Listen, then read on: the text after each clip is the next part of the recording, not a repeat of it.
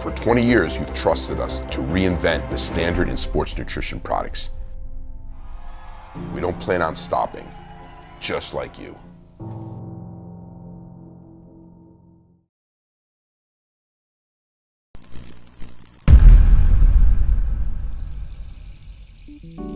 So working with Dr. Cohen, I've understood and I've learned that when you have a pain or an injury in a certain area, that's not necessarily the cause.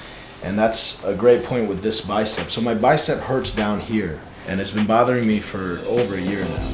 But we worked on the forearm here, and it relieved the pain. So we worked on this, applied pressure, worked on it, applied pressure, and the pain was alleviated from here. So that tells you that the cause, a major cause of it, could be the forearm.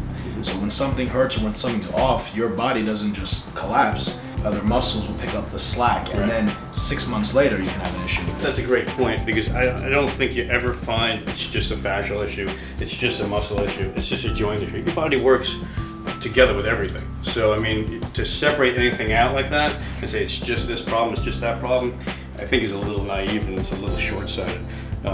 But people do that all the time, you know, I mean, but you know, what Arash said was actually right on point.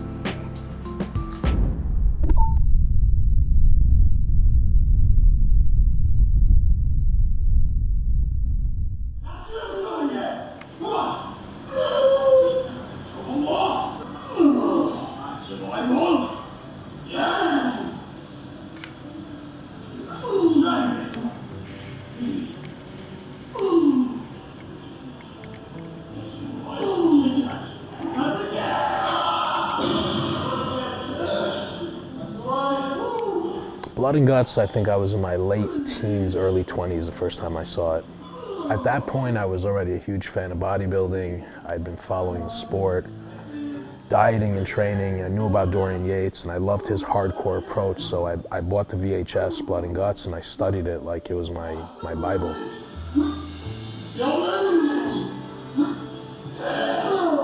At the time when I saw Blood and Guts, I'd already been training for close to 10 years, but this was a different level of intensity. That's what I really took away from it. You know, it wasn't any groundbreaking training techniques. He was just training in a basement, bare bones, simplicity, and just really, really hardcore.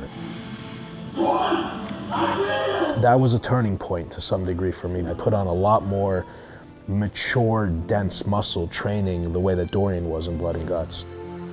It was just hardcore intensity, you know, and that's how I built my frame, my foundation. I didn't know anything else. It was just, this is the way you got bigger and gain muscle.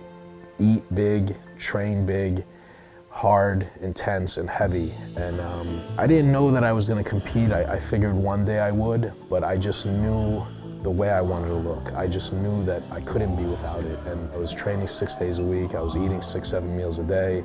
And I was living that lifestyle. And I was just trying to get bigger and bigger and bigger and bigger and put on as much muscle and strength in my frame as possible.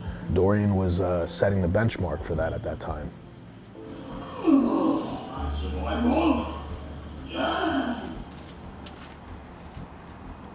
What's up, guys? IFBB Pro Arash Rahbar here at Beth Francis Powerhouse Gym. Gonna train some shoulders for you guys today. Do my best, a little bit drained, getting close, feeling good. I think I'm on track to be my best yet, so I'm really looking forward to it and hope to see you guys all there. You know, I always pride myself in being nice and not being in a bad mood, but this prep's been rough. Just sometimes you're so drained, just talking is exhausting, you know, you just want to be left alone. I become a little bit of a hermit in my preps. I keep to myself. My family and friends totally understand that. And sometimes it's better to just keep space than to be around people and not be in the best mood. People know it's tough. You know, you're really borderline starving yourself for 4 months.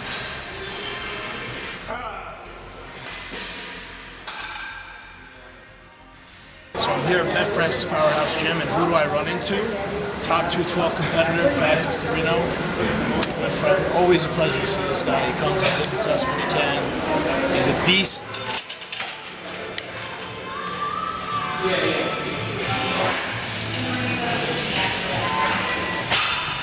So, as I get closer to the show, my training, I try not to change it much. I'm an advocate of high intensity, always pushing yourself to train as heavy as you can while getting the rep range that you're shooting for and being safe. That being said, as you get leaner and calories drop, you get a little bit weaker. You have some drain days, some tough days. So it'll train based on what I'm capable of doing, not so much. I won't really change too much purposely.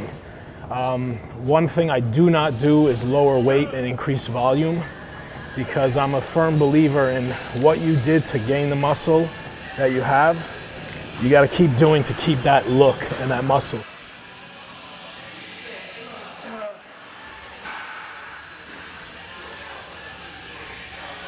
I'm just very focused, tunnel vision.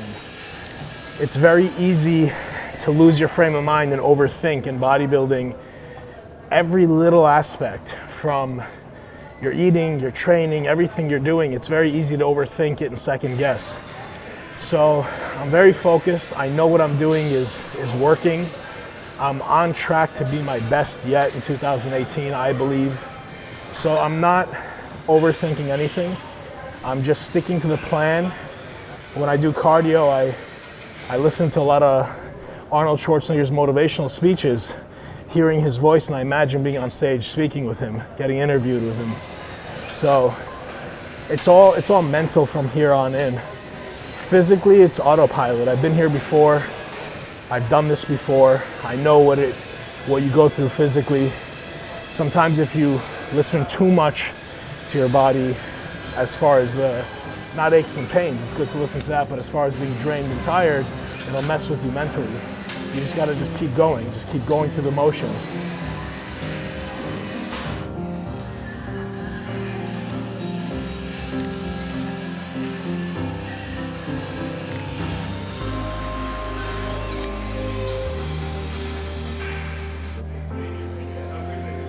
Training will always change if you're injured, you know? I don't have any injuries. I have tweaks, you know, I've been bodybuilding for 23 years now, so I got little aches and pains, and you work around them. This machine is a percussive instrument. Basically, this means it taps. And what the machine does is it actually reads the compliance of the spine, meaning that how well is the spine moving. The longer the machine takes, the more stuck the spine is, you could say. And the shorter it takes, the more in compliance it is. So we're looking for everything to be short and quick, and it wasn't too bad today. Therapy is a big part of any athlete's regimen. So by therapy, I mean deep tissue massage, chiropractor, Graston, stretching on your own a lot, and doing a lot of mobility and really warming up adequately. The first 2, 3, sometimes 4 sets will be just getting the blood flow and warming the area up. If you do have an injury or a big tweak, it's very difficult to cure the injury, fix the injury when you're training 6 days a week. Any good therapist or doctor will tell you it's kind of like putting a Band-Aid on it. So unless you really just do rehab every day and take off from training, you're probably not going to be at 100%. Graston is becoming more and more popular. Graston is just a type of instrument-assisted soft tissue mobilization or manipulation. There are different tools that have been popping up in the last year or two that, quite frankly, are not quite as good, but you know, that's kind of the instrument is just the ISTM is the umbrella term for it. Graston is just a guy's name that invented it. But what the tool does, the tool actually detects adhesions or scarring in the fascia itself. So there's been, you know, in 2016, 17, I had some shoulder issues, and it was rough going into the prep with it, and I worked around it. There's a lot of things I didn't do. I did a lot of therapy, and instead of healing it in 2-3 months, it took me about 9 or 10 months because I was constantly training. So, you know, it's all relative to how much you rest, how much therapy you do, and if you ignore it or not. If you just ignore it and just push through, it'll sneak up on you, and it'll be a lot worse than it could be if you catch it sooner.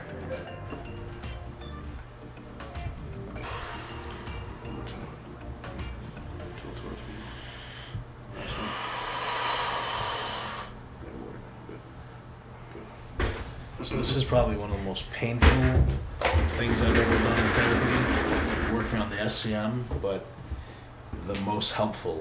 This, working on my neck on the SCM here, takes pain away and pressure away from my shoulder.